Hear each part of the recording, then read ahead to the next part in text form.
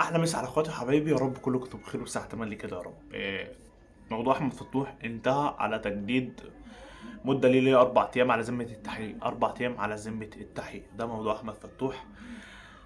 يا جدعان، ابوس ايديكم ما تمشوش ورا اي كلام، ما تمشوش ورا اي كلام، امشوا ورا كلام اللي بيخرج من النادي، مسؤولين كمان اللي داخل النادي مش اي حد يطلع يقول لك كلمة من جوه النادي خلاص، لا يعني اسمع كلام المسؤولين من داخل نادي الزمالك، وكلام اللي هيطلع من الحكومه. اكتر من كده ما تثقش في كلام حد تاني، حتى لو كلام انا ما تثقش فيه يا عم، بس الشك في الكلام ده اهم من كلام اي حد تاني.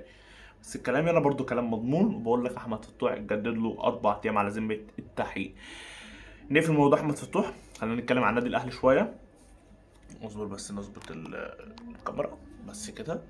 لا نتكلم عن موضوع احمد، قصدي نتكلم عن النادي الاهلي شويه. النادي الاهلي اقترب خلاص من حسم صفقه محمد علي بن رمضان. محمد علي بن رمضان صفقه على وشك الانتهاء. هو خلاص كان مشكله الصفقه كلها هي الفلوس، وخلاص هم وصلوا لحل يعني وسط ما بين الاتنين، وشكل الصفقه خلاص هتنتهي.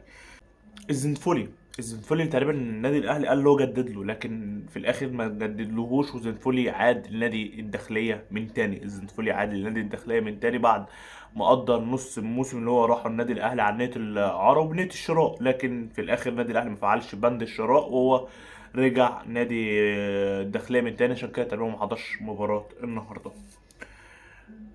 كريم فؤاد خلاص اصابه بالرباط الصليبي.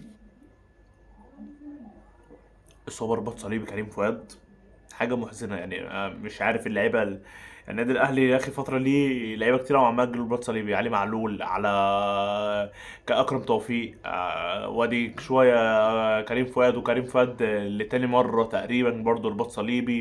ان شاء الله يرجع احسن من الاول، وربنا يعينه في الفتره اللي جايه ان شاء الله. تعال بقى نتكلم عن نادي الزمالك. نادي الزمالك كده خلصنا اخبار نادي الاهلي، تعال نقول اخبار نادي الزمالك. بس اشرب اخر بق نتكلم عن نادي الزمالك. نادي الزمالك اتلقى 3 عروض من عرضين من فريق سعودي، وعرض درجة تانية، وعرض من دوري العراقي. اللي ضم مين بقى؟ اللي ضم حسام أشرف مهاجم نادي الزمالك اللي معار لنادي بلدية المحلة. لكن نادي الزمالك رفض كل العروض المتقدمة بسببين: سبب ان هو متمسك باللاعب، والسبب التاني ان يعني بقول لك 3 عروض. جمعنا بقى ال3 عروض دول على بعضيهم، يعني ضربنا الفلوس بتاعت ال3 عروض كلها، لانها طالعه 400,000 جنيه، 400,000 دولار ولا ايه؟ فيعني اقوى عرض متقدم ب 150,000 دولار. فنادي الزمالك شايف ان ده ارقام مش هتفيد نادي الزمالك، فمتمسكين باللاعب ورفضوا العروض. فحسام اشرف في نادي الزمالك. زيزو برضو زي ما قلنا في الفيديو اللي فات ان زيزو لسه برضو متمسك ان هو يستمر في نادي الزمالك بسبب العرض اللي جاي له، عرض درجة تانية ومش عرض فريق اول. فزيزو متمسك بالزمالك. ودي كانت كل الاخبار معانا، قلنا اخبار نادي الاهلي وقلنا اخبار نادي الزمالك وبس. سلام.